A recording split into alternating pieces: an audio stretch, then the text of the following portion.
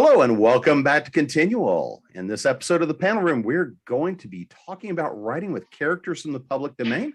I'm going to be your host this evening, Jim Nettles. And so before we get started, we're going to work our way around the room and see who else has decided to come back and join us. A lot of familiar faces. So Lex, we'll go with you first. Hi, I'm Alexandra Christian. I write romance primarily in the paranormal and contemporary genres. And I'm assuming that I'm here because I also write a lot of Sherlock Holmes stuff. Bobby? Hi, I'm Bobby Nash. I write a lot of crime thrillers, a little sci-fi and horror on the side there. I've written quite a number of public domain characters, also Sherlock Holmes, but a lot of pulp characters like our friend Domino Lady here. So yeah, I've played with the public domain quite a bit. So Jenny? Hi, I'm Jenny Koch. I write the Alien Catherine Kitty Cat series for Dog Books, and I also write under several other pen names, including G.J. Koch, J.C. Koch, Anita Ensel, Gemma Chase, and A.E. Stanton. And I write in all lengths and in every genre. And in some of those lengths and genres, I have written characters in the domain. And Matthew? I am Matthew Saunders. I write a lot of urban fantasy, historical fantasy. I'm on this panel because I wrote a trilogy about the brides of Dracula, which is obviously the Dracula being in the public domain there. So let's actually start by talking a little bit how you picked who from the public domain to start playing with and working with. I mean, Sherlock Holmes, we all know has gone through a lot of incarnations. We've seen Sherlock in everything from sudden period pieces to futurist and about everything in between. So Lex, what kind of drew you to playing with Sherlock? We know you have the great love for him. I do. Well, I guess my whole Sherlock thing started. My dad was a big Sherlock Holmes person. And so I started reading the canon when I was a kid. And I absolutely loved the movie Young Sherlock Holmes when I was a child. And so I've always kind of been fascinated by that character. And I kind of fell back in love with Sherlock watching BBC Sherlock, which prompted me to want to start writing some Sherlock Holmes mysteries because I just love that character. I think he's just so amazing. And so one day I just kind of did it.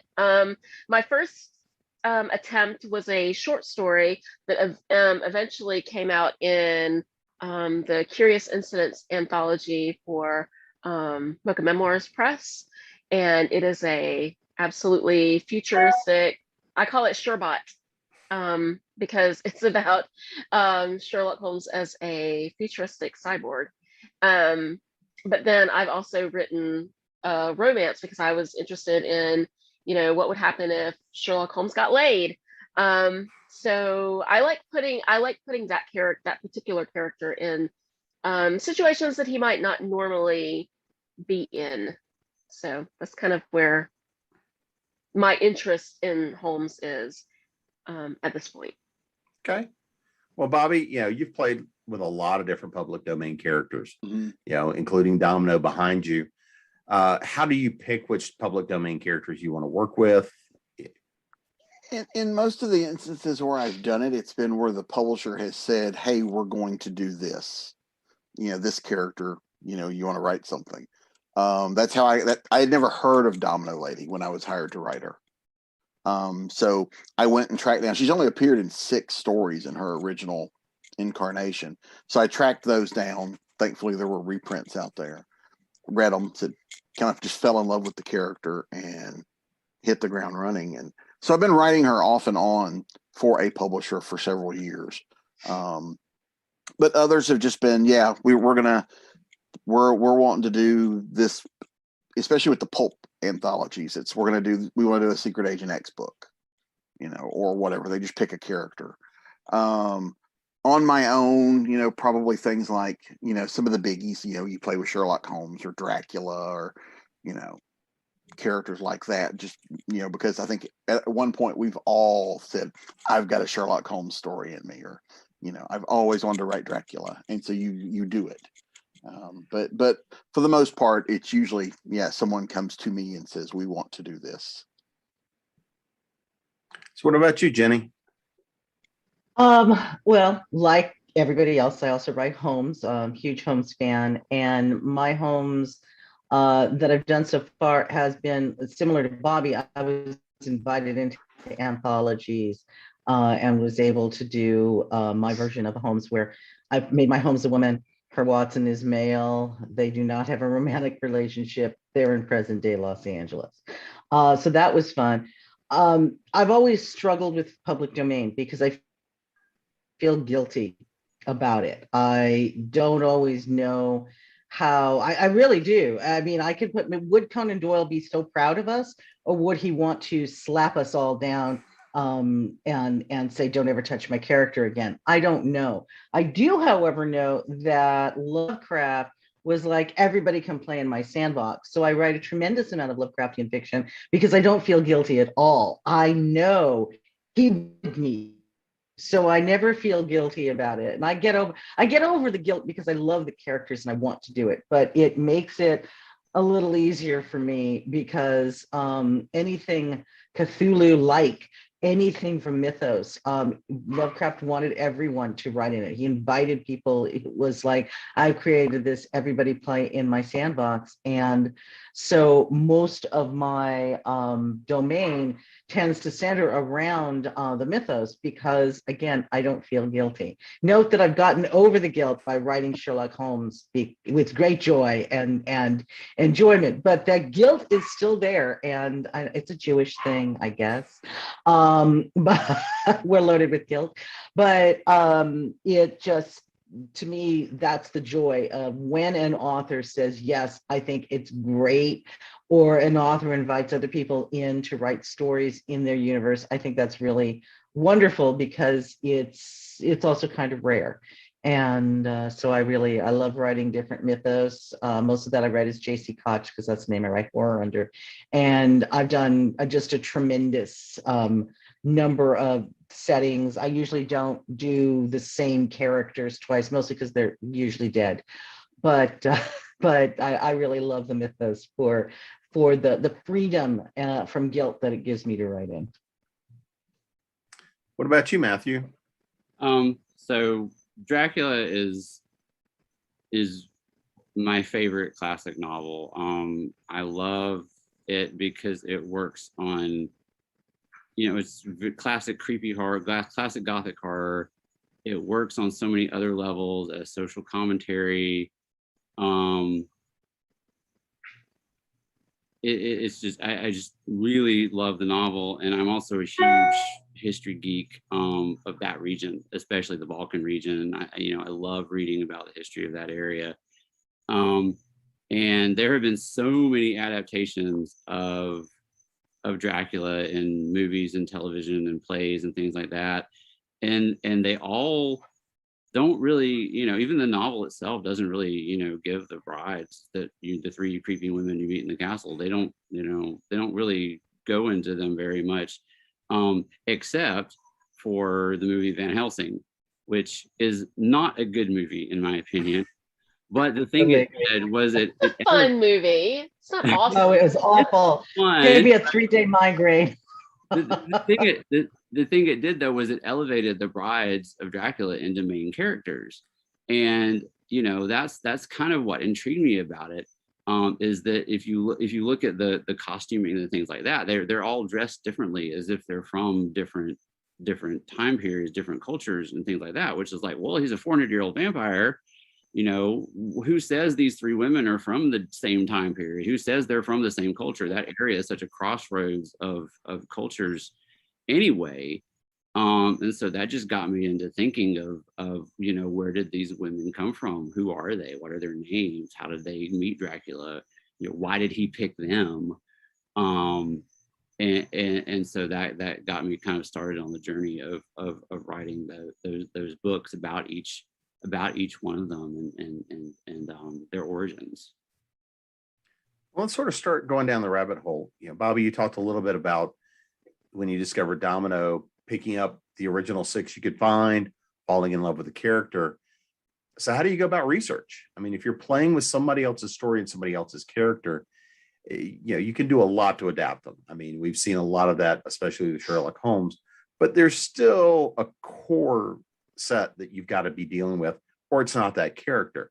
So when you're starting to dig into somebody in the public domain, how do you go about doing the research? What are you looking for? What are you not looking for? How are you looking to make sure you keep that essence, but still put your spin on the character? Yeah, I try to read the originals if I can. That's not always possible, but and also when I'm doing them with publishers, a lot of times there is a Bible that the publisher has put together, and sometimes the publisher will say, "This is what we're doing. This is the little spin we're giving it," things like that. Because some of them, the research is easy. There's a lot of story. There's a lot of Dracula. Dracula is easy to find. Sherlock Holmes, they're constantly reprinting the original. It's not hard to find it. Mhm. I worked on one several years ago that there were two publishers that teamed up to do a thing called Pulp Obscura, which was going to take obscure pulp characters one publisher was going to reprint the originals and the other publisher was going to do new stories, and they would come out together. These were so obscure that they may have only appeared in one or two stories, in 1930 something. So there wasn't a lot there. And there wasn't a huge fan base that was clamoring for those characters. So, which actually kind of made it easier, because when you guys write Sherlock Holmes, people know Sherlock Holmes. In their head, they have an idea of what Sherlock Holmes is. So it's easy to, if you don't put it in context that they know that character, they think you've done it wrong. Or, whereas we're dealing with characters that next to nobody's heard of, you have the opportunity to introduce people to it for the first time. So sometimes I think that's a little easier playing with the obscure characters, but like Domino Lady, I don't think she had a huge fan base.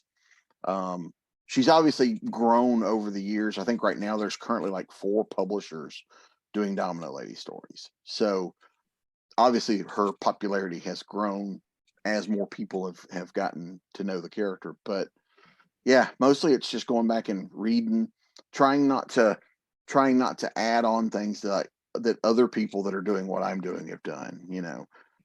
I try to start with the original character and then build on it from there. What about you, Jenny?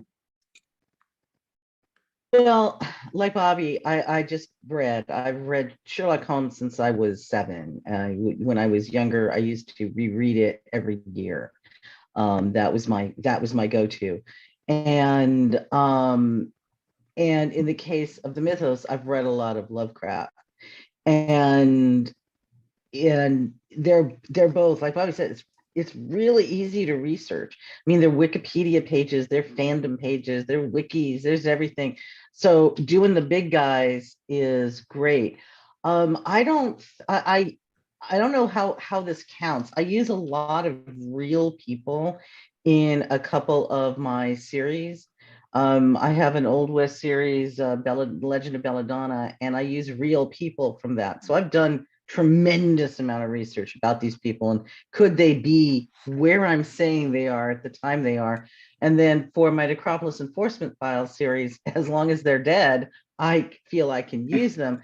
And again, I had to research the people to do that, but they're real, so not in public domain. But some of, like in the Night Beat, the Count is absolutely Count Dracula, but no one ever comes out and says Dracula. He is just the Count, and he's in charge of the Bureau and things like that. So I don't think I'm trying to think, I don't think I've ever done somebody obscure that was not an obscure real person.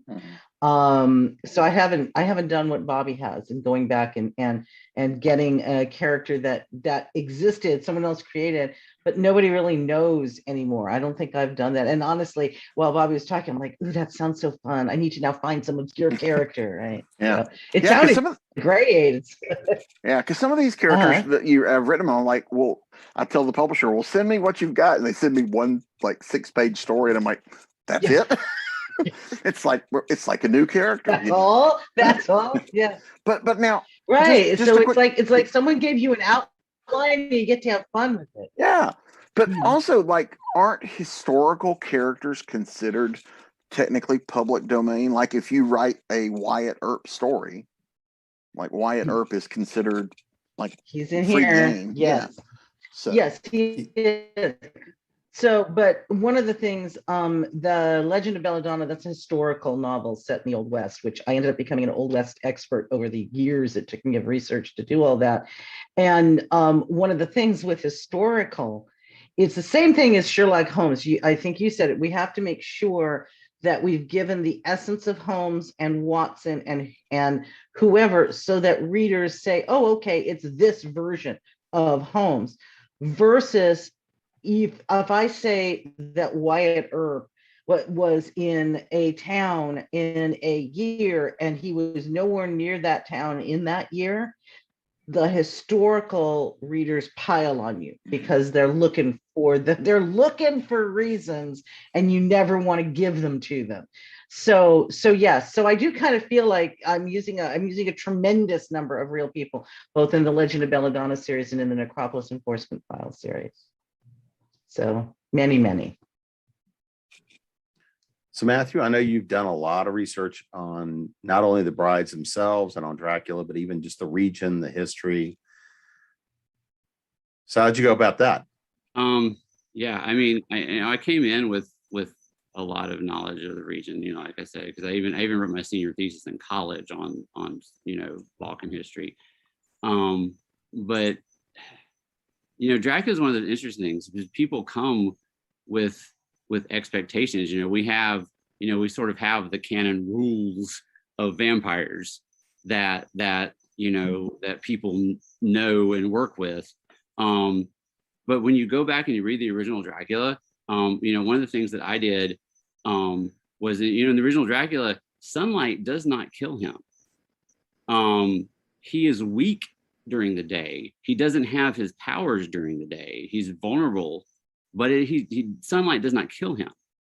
And so that's one of the things that I pulled into my novels. But then I also had to, be wary of, and cognizant of the fact that I had to explain that to readers, because they expect, you go out to sunlight, you burst into flames, you turn to dust or whatever. But that's not what happens in the novel.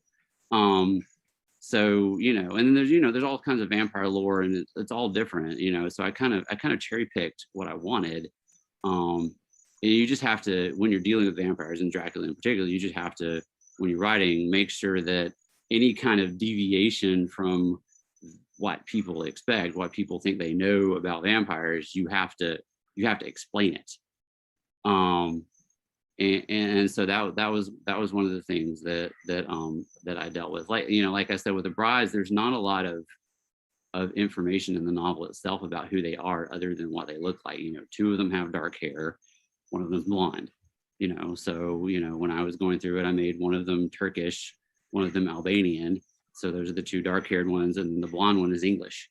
And so that was what I did for that. But other than that, there's they were pretty much open to whatever I wanted to do with them. I used the historical Dracula in the novel, actual Vlad the Impaler. I made, in the world of my novels, I made Dracula a book that exists, that the characters know about, and have suggested several times that Bram Stoker himself knew about the existence of these vampire women and Dracula himself, and pulled that information when he was writing his novel.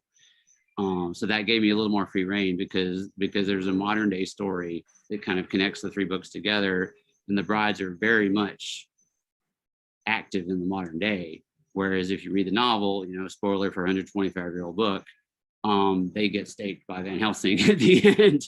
But I needed them to be active in the modern day, so that's why I deviated from that and didn't make it like a sequel to the novel or whatever, or a prequel, if you will.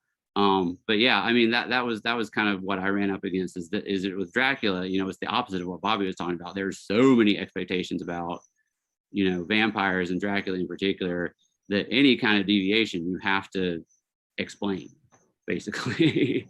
Yeah, and not all the readers I've found they know things, but it's not from the original. Like it's just stuff that has Yes. been tacked on through movies and other adaptations, and so yeah, that's the really weird part about Dracula, because there have been so many interpretations of Dracula that separating Dracula the book, which is in the public domain, is very different from the Francis Ford Coppola Dracula that was done in the 90s, and the Nosferatu movie that was done in the 30s, and then of course you have the real historical people. So trying to separate all of those things I would imagine, can be very sticky. Well, and I think that's a good point, because like the Max Schreck movie, with Nosferatu, is where we actually bring a lot of things like sunlight will destroy the vampire. Mhm. And, so looking at things like that with the mythos. But so Lex, from your side, your perspective, how did you, we talked a bit about how you got into Sherlock Holmes, but I mean, when you're looking to put your own spin onto him, what's that like for you? Well, Sherlock Holmes is kind of challenging in that respect, because he has been done so many different times and in so many different ways. So when you sit down to try to make it your own, you have to pick out the things. Okay, what traits do I want to play with, and make my own, while at the same time trying to preserve the things about Sherlock Holmes that make him Sherlock Holmes. Because nobody is going to pick up a Sherlock Holmes book. Well, I won't say nobody, but most people who pick up a Sherlock Holmes book, they have an expectation of who that character is and the things that they definitely want to see. So if you have, you can't play with making Sherlock have a below average IQ. That wouldn't work, because that character would just never work that way. And the people who pick the book up would very definitely ding you on that. One of the other things that I have to contend with the ongoing series that I'm writing right now is actually with Dr. Watson, and I'm using Dr. Watson, but I'm also playing in a modern author's sandbox with being a part of the Shadow Council archives that have to consider with Watson. But then you also have to think, I don't want to screw something up that is being done in books that are being written right now.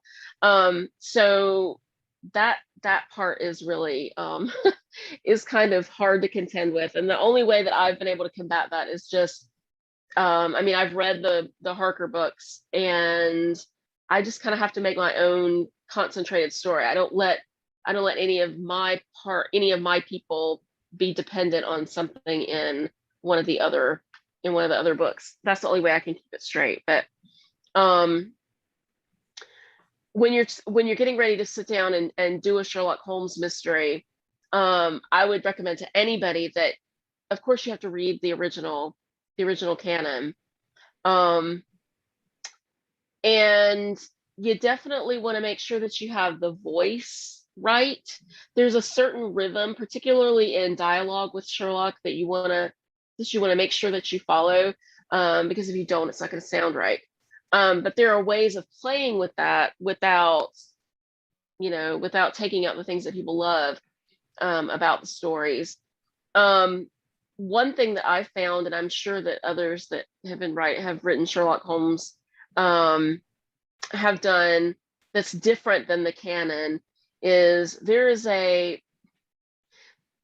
because of the way books were written then, in particular that kind of book, there's a whole lot of Watson telling something that Sherlock did before. So we as the reader, it's like we're listening to somebody tell us a story about something that somebody that they knew did. But that, of course, doesn't work for modern audiences. So that's one of the things that I have found that I have to go in and work with, is trying to take stories where and put the reader into the story instead of having the reader behind a fourth wall, if that makes any sense. I guess I answered your question, Jim. I feel like I'm just kind of rambling. Well, Bobby, so if we then take a look at when you're working with characters, are you still putting them into the time period they're originally from? Are you putting them into modern day, some of both? And I kind of already know the answer, but yeah, it is a little of both. A lot of times it is at the publisher's request. right. Like Domino Lady is still set in the 1930s, but at the publisher's request, which is cool because writing stories set in that 1930s Hollywood where she's located is pretty cool. But I also think that if I were to have decided to write her on my own, I would have made it a modern day story. Just because I think her stories work in both eras. Some characters are really tied to that era. Like I wouldn't imagine writing he's not public domain, but say take Indiana Jones. I wouldn't want to put Indiana Jones in the 21st century. That kind of thing. But you're getting closer every movie, Bobby. Well, that does. I know, true, right? Very true. Yeah. Yeah. But like, I recently wrote a novel for a publisher. He's certainly old enough. Then. Yeah. I had mentioned we had this art discussion. We were at a convention and we had this discussion about why the publisher kept keeping things in the era they were originally written. And I made this point. It's like Secret Agent X I could write a modern day Secret Agent X story and not change the original story, because he was in a war in Afghanistan. He gets hurt. He learns how to do these facial tricks and learns how to become a master of disguise, comes back, goes to work for the government, solving problems. Nothing in there says this has to be 1930s, and so of course my publisher then goes, fine, prove it, write me a book. So but playing with those tropes, there are certain characters I think are timeless, because a lot of these characters, Sherlock Holmes was not originally written to be a period piece. It was written at the time he was writing them. Domino Lady was written in the 30s, so it was just the world outside. But I think some of these characters just get stuck in that period because people think of them that way. Like up until a few years back, it was, if somebody said we're going to do a modern day Sherlock Holmes, people would have went, oh, sacrilege, Yeah. But then we had two successful TV shows that did it, and suddenly it's not so outside the norm. Obviously, we have books that were their modern day, so people have come to accept that they can work in other periods. Like, we've mentioned Dracula. You certainly can do a modern day Dracula. We mentioned Wyatt Earp earlier. I know there's a TV show on now about one of his granddaughters. So there are ways to work. You could work these things in to different settings. What about you, Jenny? Playing with the time periods. Are you wanting? Oh, thank you. I was like, I was wrapped up in everything Bobby was saying. I don't remember the question. I feel good now. Yes. All right. Yeah. I was like, just there with you. It's like, yeah. I pretty much agree with everything Bobby said. So my homes currently, the only homes I've done are present day Los Angeles. I just liked having the distancing. I've done, as I think a lot of people have, I've done a variety of vampire fiction, but the only time I use the Count, like I said, is in the Necropolis Enforcement Files. And I play around with time period there because why not? Vampires being vampires, you can put them wherever you want. They can be 1,000 years old or newly made. There aren't any real rules. And especially, like Matthew said, half of what we think is from Nosferatu. And a lot of what they did was to avoid being sued into oblivion. because they had to make it different from Dracula because they were about to be sued by the Stoker estate. So I just kind of I like it anyway. If somebody, if an editor comes up and says, okay, we're doing this, and well, like they did for 221 Baker Streets was a really cool anthology that Abaddon did. And the take was that you need to be Sherlock and Watson, and you can put them anywhere, anytime, but you can't put them in Victorian England. In that they can be, it could be that time period, but you can't be there. It's got to be a different 220 Baker Street. So, a lot of times your publisher is going to give you parameters that force your creativity, which I am all for. And then if I'm wandering myself, it's just what kind of strikes me. So I like it both in the period because I enjoy period research, and I like it in modern or futuristic or wherever. I'm easy, and that's what that says on the bathroom walls too. But my husband's happy. I always tell this story about doing the editing the Sherlock anthologies for Mocha Memoirs. And the first one, I had this idea, and I told the publisher, I was like, okay, I want to do Sherlock Holmes, and I want them to be paranormal, and they can do any time period, any setting, whatever. Because I was thinking, a lot of people might be very intimidated by writing Victorian, because Victorian has very, particular diction, very particular detailing and everything. And I thought, I'm going to make it easy on people. So I start getting responses and getting submissions, and every single freaking one of them was Victorian. So we ended up doing an entire book of Victorian ones. They weren't all supposed to be Victorian at all. Well, yeah, and because it is one of those things too, because people, again, they have that idea, but one of the first thing I think of when I think of like Sherlock Holmes is Hound of the Baskervilles, which has a supernatural coat of paint on it, Right. And but it's such a Scooby-Doo story. Yeah, it is. It's the original Scooby-Doo. Yeah. It's so I know, and I was so disappointed as a kid. I was like, no, I wanted to be a ghost. Yeah, but that was the cool. It's a man in a mask. Yeah, but it was the cool thing that got me interested, though, in reading a Sherlock Holmes story. Was again, I was a little disappointed too that it wasn't but the thought of that was pretty cool, and You guys, I'm gonna have to bow out for just 1 second because I have to let my husband in the door. He left his key. So, what about you, Matthew? Well, I mean, the thing is, like Jenny was saying, like vampires, they're immortal. I mean, they lend themselves to putting them in any time period you want. And like I said, I played with the history of that area a lot.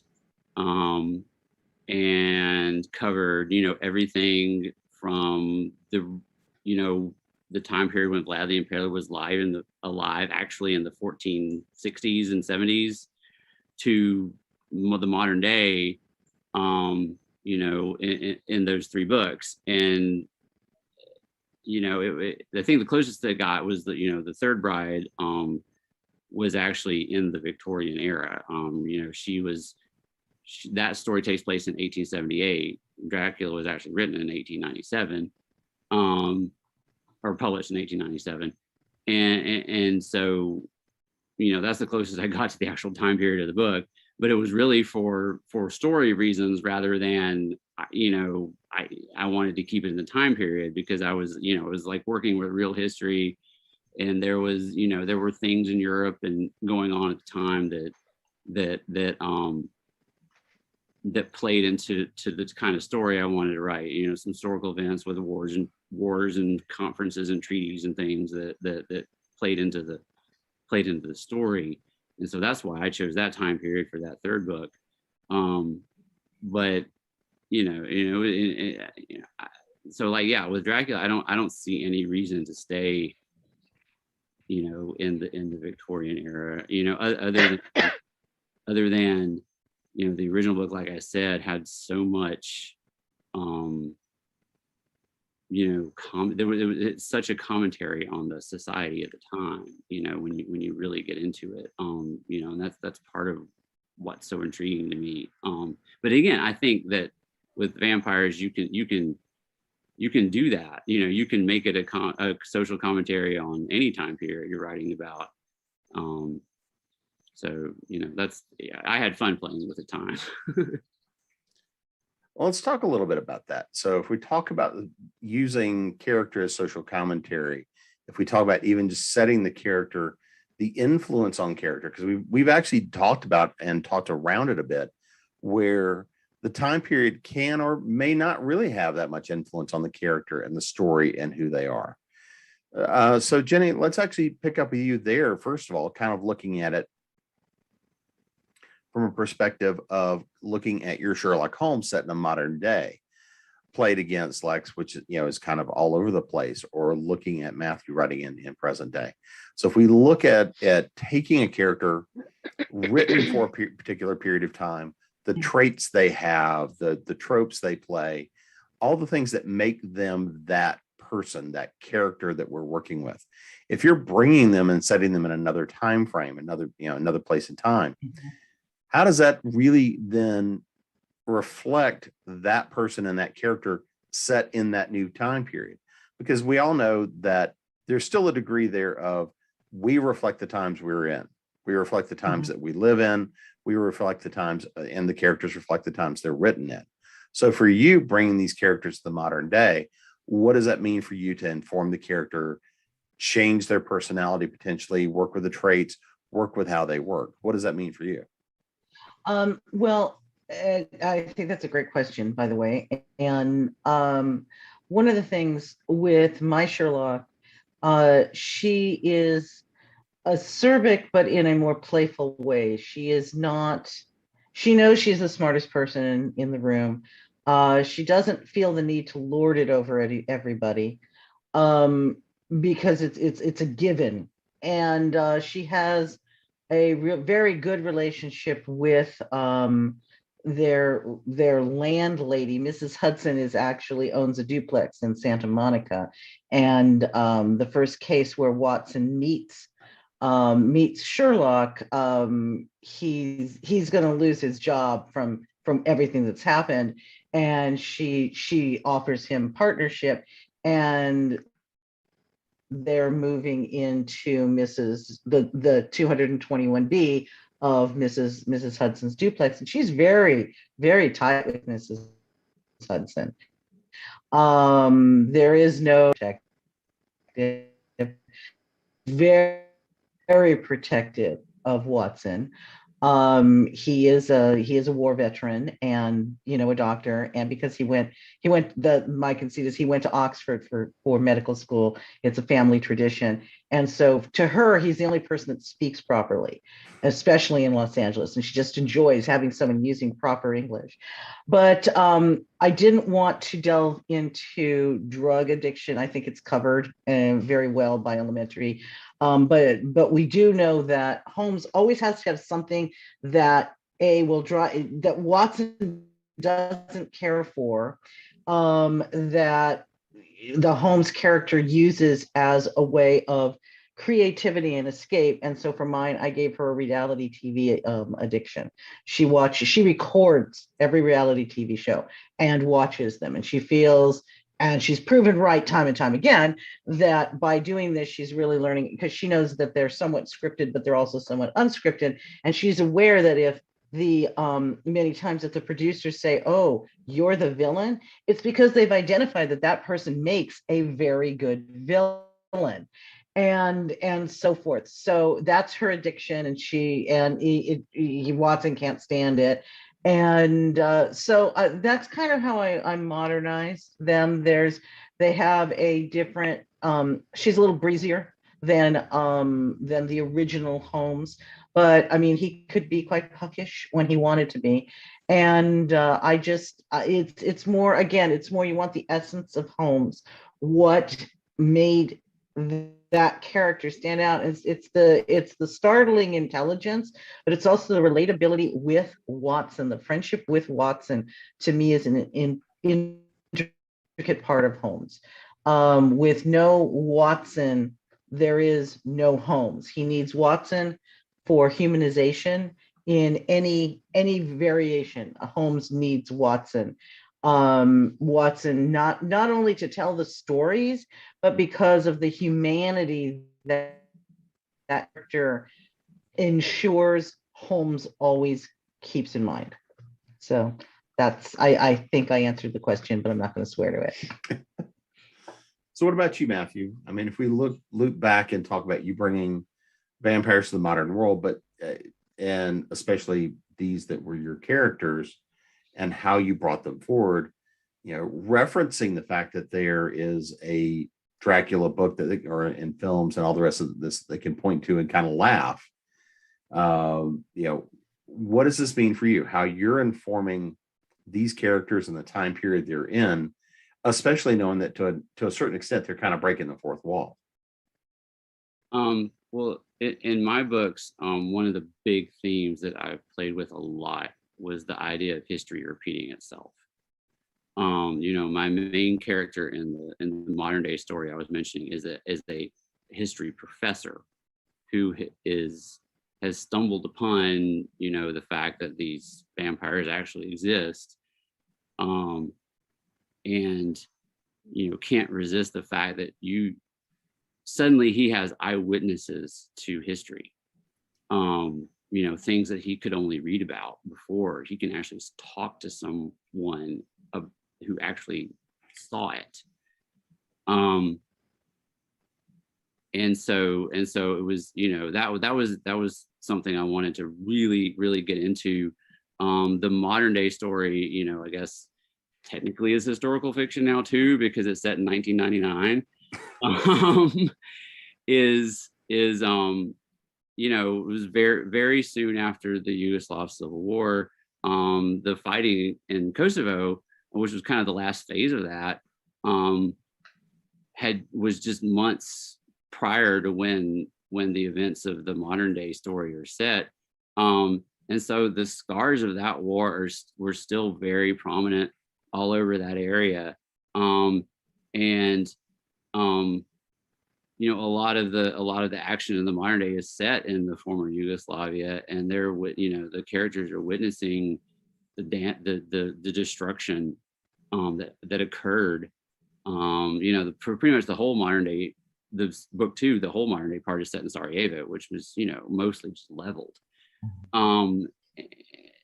So the, you know, being able to do commentary on that, about how, you know, one you know, the vampire in that one, Elena, who's the second bride, you know, tells my main character, she's like, you know, you in the West, you think that time is an arrow going in one direction, but it's not, it's a circle. And looking at that, and, you know, looking at things that happened, you know, in the far past when Vlad the Impaler was alive, and seeing the parallels, you know, in the 1600s, 1700s, 1800s, 20th century, even now, and being able to, you know, bring those, you know, make those connections and make those comparisons, it was a really fun part of the writing process for me in those novels. So what about you, Lex, when you're pulling, because I mean, you've kind of played with them across time as well. Yeah, for some reason I always end up writing Holmes and Victorian, and I don't know why I do that. As the accent changes, he goes, I don't know why you do that. I didn't know why I do that.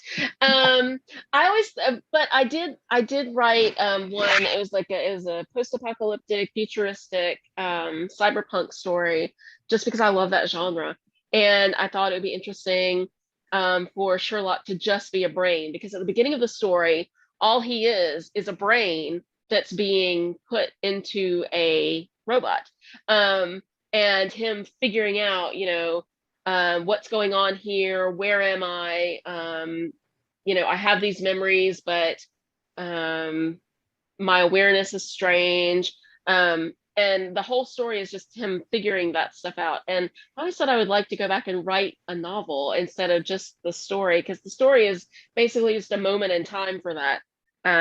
And spoiler alert, it's Moriarty who's rebuilding him, by the way.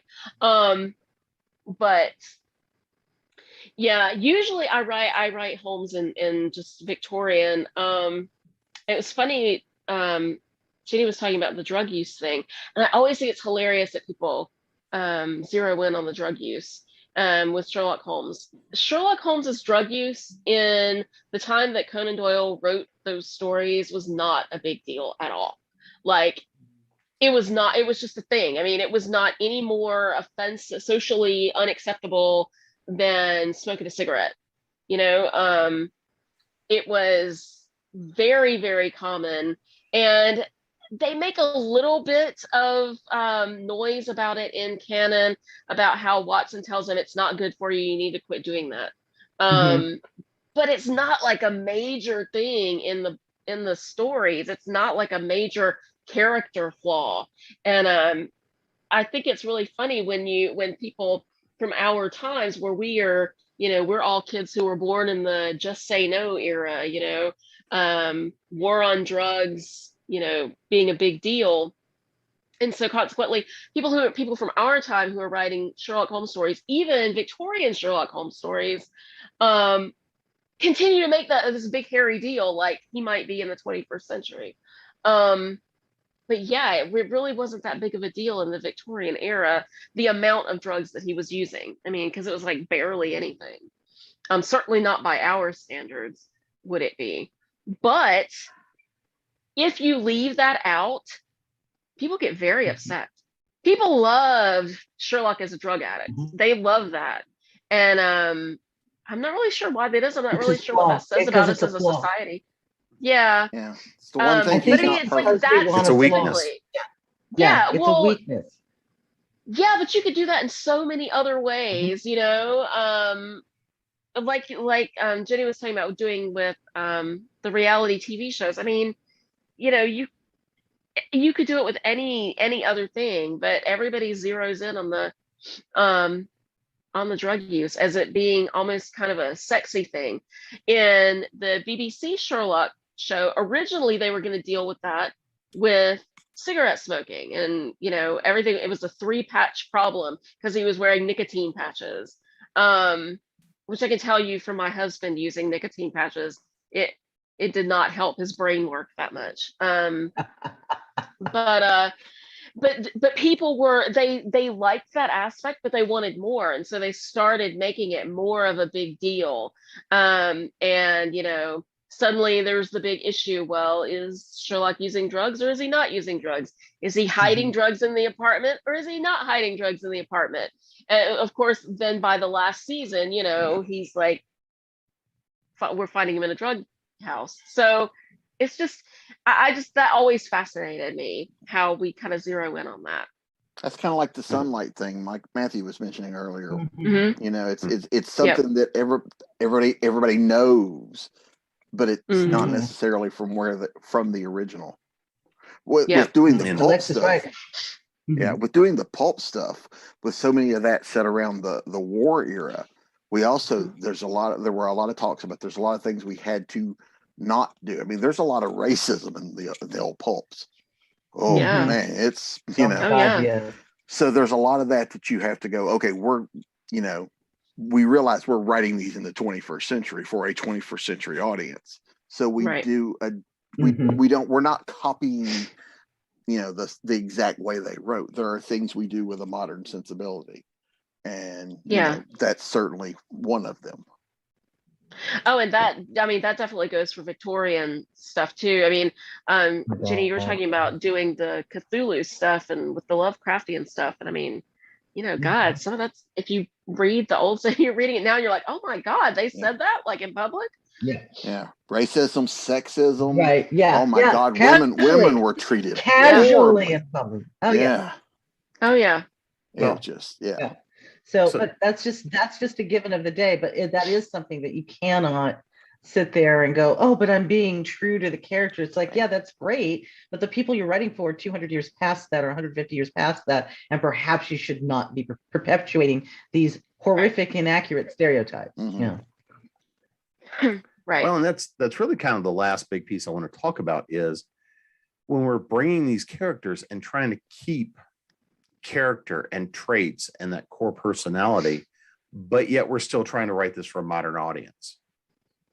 As we look at that, because there are a lot of things that have definitely changed in the social construct. And we look at things like the prevalent racism from the period of time. We look at the prevalent sexism from the period of time, is trying to balance, especially if the protagonist carried some of those traits. How do you then scrub that, or do you show that behavior being adapted? So I guess that's the one big question here is, if these traits are core to that character from the period of time, how do you address them now? I mean, we've been talking about the drug use with Sherlock, but there's plenty of other characteristics we've seen that we don't tolerate anymore. And so when we look at those, we consider those, how do you address those traits? Is it much like, you've done, Jenny, with, I'm going to replace the drugs with something that could be argued to be even worse, which is reality TV. But so if we start looking at that, so Matthew, if we start there with your vampires and we look at your characters that have lived through history and lived through time, are you bringing them forward so that they have learned and changed, or how are you playing with and addressing that with your characters? Yeah, I mean, that's an interesting question. Because the original novel, again, it was such an amazing social commentary at the time. You have in the original novel, you have two main female characters. You have Mina Marie Harker, and Lucy Westenra, who kind of are two sides. Mina is the more active one. Lucy is considered the more passive one. Who, again, spoiler for a 125-year-old novel, is the one who actually succumbs and becomes a vampire. And there's there's just tons of commentary on what Stoker was trying to say, with those two characters. Is he commenting on the sexual mores of the time? Is he because Lucy was the one with the three suitors who was the prim and proper Victorian lady who, in the book, and the movies kind of play with her character a little bit, like in the Francis Ford Coppola version. She's portrayed as being kind of very forward and very flirty, but in the book she's very proper and very chaste, and she kind of gets punished for that in a way. And Mina's the one who's much more of a modern woman who kind of has her own career to an extent, and before she marries Jonathan. Of course, she still gives it up for him, but she still has skills that going to help my husband in his practice, like taking notes, being able to do shorthand and things like that. So, I mean, I wanted to, definitely, excuse me, I wanted to give the female characters in my novels kind of the agency that a lot of female characters in novels of that time didn't have. Excuse me, even as they're, being seduced by Dracula in their origin stories, they have their own agency. I mean, they and I'm going to choke to death, apparently.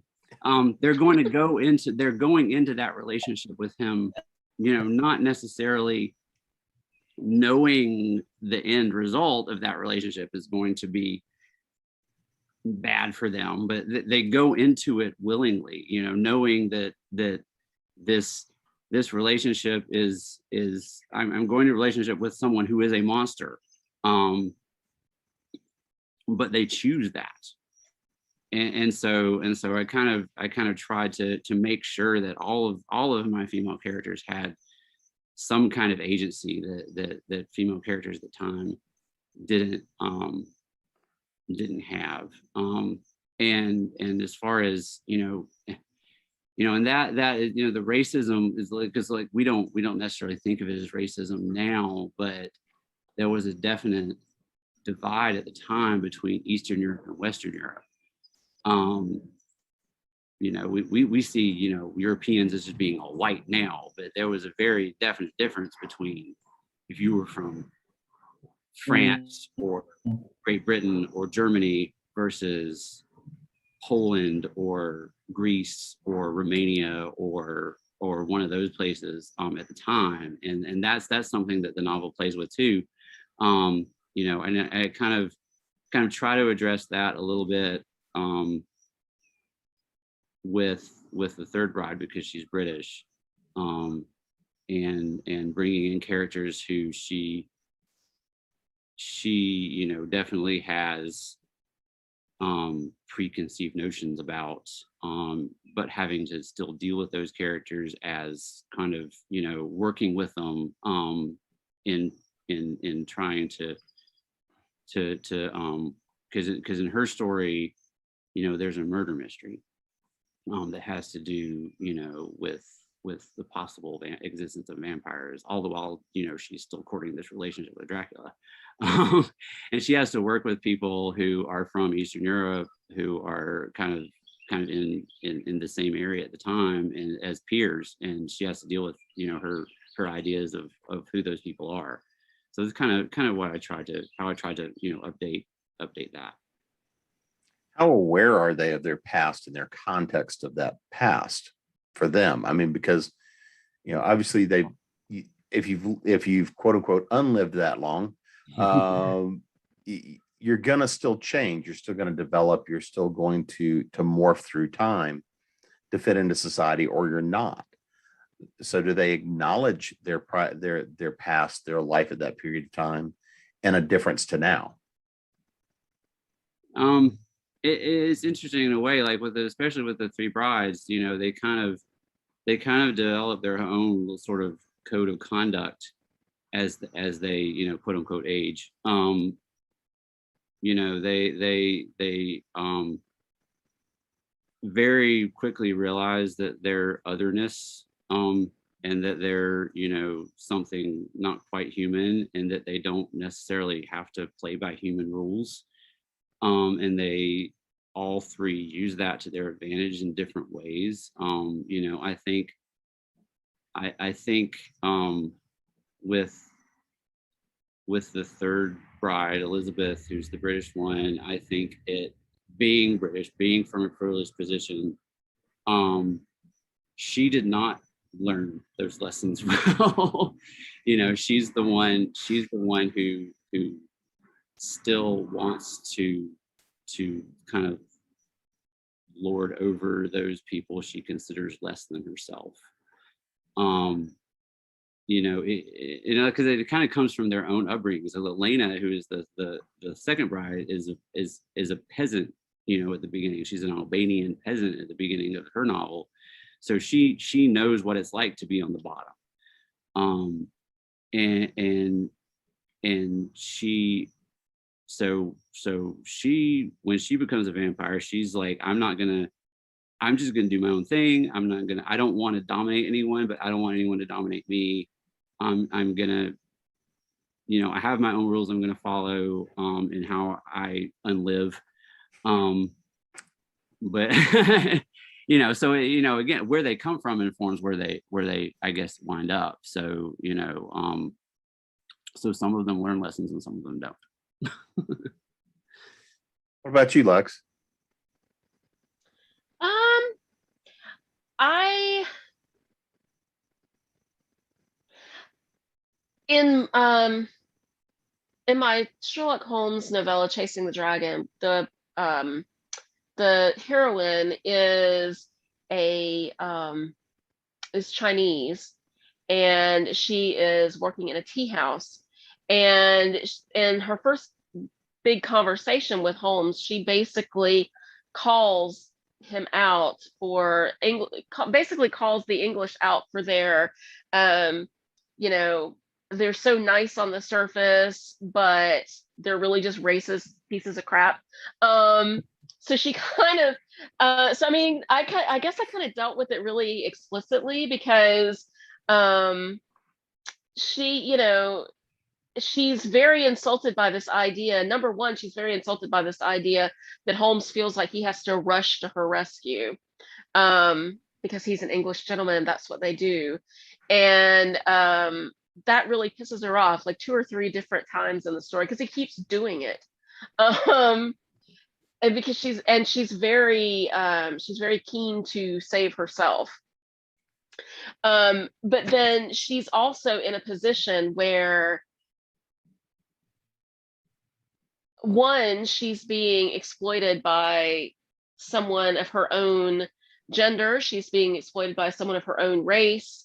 And she's being exploited by the society in which she lives, because she's in a tea house and ultimately she's being her benefactor wants to sell her body. And she is very offended by that, and very offended that anybody would think that she is just that. And so she spends a whole lot of the book talking about that. At the end, and I don't want to spoil the book, but there is a part where Watson is talking to Holmes about this character and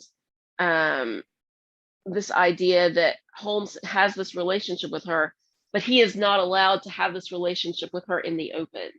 And I think that's something that's going to be dealt with because she's also a character in the Shadow Council books, kind of unintentionally. But I think that's something that's going to have to be dealt with in those books, because I guess maybe I wasn't thinking as deeply about it when I wrote the original book. I want to discuss that because I feel like that was something that was that's a completely unfair thing. And, and Watson comments that that's a completely unfair thing, but Holmes is not quite ready to make the leap. And I think that's something that he is going to have to do at some point. But yeah, I don't know if that answers your question. I've been saying that a lot tonight. Well, Bobby, what about you? I mean, again, you've written a lot of characters through a lot of times, and you even kind of started alluding to this earlier as to what parts, where is it really just trying to bring it up to a modern audience, or what are the changes you may be making that may even affect the core character? Well, yeah. I mean, like I said, we tend to, unless there's a story reason for it, because we have dealt with racist characters as the villains that we've had to deal with. But like sexism, well, that's Domino Lee's thing. She uses that to her advantage. She uses the fact that men see her in this slinky old dress and they think she's an idiot. She's, she doesn't know anything, but she's generally the smartest person in the room. She knows it, but no one else does. She has learned to use these preconceived notions that mostly men, but not only men, other women use against her. They see one thing. She uses that to get around the problems. So a lot of it's just creative ways of using what's there. Because like with Domino Lady, she was considered part of the spicy pulps back in the day, which meant, they were the X-rated ones, which, basically she had sex, we don't see it. They didn't write it. It was like, there was a lot of innuendo, there's a lot of, in the old stories, there's a lot of mentions of the curve of her lips and the O sounds she makes when she's talking. And there's a lot of that, they're pretty tame by today's standards. Like I see stuff at 8:00 at night on TV that's more, adult than the original Domino Lady stories. But that's a thing that the publishers like. They've, all of the titles of the Domino Lady books are innuendo-y titles. I wrote a novel with her. It's a political thriller, but they wouldn't let me use the title I wanted. It had to be called Money Shot because it's an innuendo-y type title. So, so I'm like, okay, do I fight? Is this the hill I want to die on? No, okay, you can name it whatever you want. But I got to write a 1930s Hollywood political thriller, which to me was the thing. And so there's a lot of that, so the audience going in. So with Domino Lady, we know we're aiming for that more of a, you know, I don't know. I guess if these days it'd be like a more of an R-rated show or something you'd see. Like if it was a TV show, this would be the kind of thing you see on HBO or FX or something, because it's a little more adult. But whereas if you write something like, say, Secret Agent X or the Green Ghost, those are more, they're basically superhero-y kind of guys. So you write that in a way that appeals more toward the audience that likes those. And so, but you just look at things of, you know, what can I put in there that fits the audience we're aiming for? You know, like we're not dropping F-bombs in the Green Ghost. Domino Lady, we don't do it often, but it's a possibility she could drop one every once in a while. So there's more of that stuff. So we're saying that she could, I just have to say, we're saying that she could say fuck, right? Exactly. Had to get it in. Got it in. Half a style point. Half a style point. No, only half. Come on, man. Hey, that's teamwork right there, buddy. Come on. That was teamwork. That's double point. That's double point. Bobby gets a half. Okay, I'm willing to share the points. So I never read Holmes as particularly racist, though I just saw him as the Day. Though it's absolutely in there. I felt that where Holmes's big look down my nose is anybody who isn't up to snuff in the intelligence department. So he really has no truck with stupid people. And part of how I deal with that is that my Sherlock is, you would call her a handsome woman in the Day. She is not a beauty, but she is definitely a handsome woman. And therefore some men are attracted to her, and she's very kind about it. She isn't rude. She has no interest in them, but she isn't rude. She takes it in a play and talk about mythos. And yes, Lovecraft was absolutely a product of his day, and his writing reflected that. But there was no one character in the mythos that anybody's writing about. I mean, it's not like, well, you know, John Smith over there, he's the mythos character. Cthulhu will eat you all indiscriminately, as will the rest of them. They'll turn anybody mad. They don't care. We're just food to them at best, food, servants, whatever. So I don't have to, there is no racism to worry about. There is no misogyny to worry about. There is no anything to worry about from the creatures of mythos.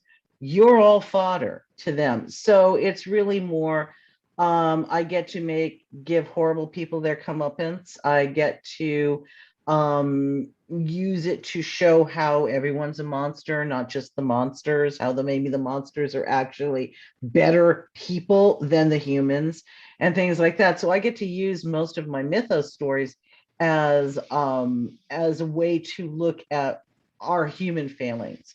So that's another nice thing about writing in an area where literally you could do whatever you wanted, you know, flash a tentacle and do some mind-numbing horror and your mythos, where you get to do other things. And much of what I write, and it really is, are the monsters all that bad? Some, yes, the monsters are that bad, but in many cases, the monsters have more decency and honor than the humans. And that has nothing to do with color lines or orientation or whatever in terms of that. So I just boldly walked off and said the only thing my characters don't like are the things I don't like, and that's pretty much all the isms.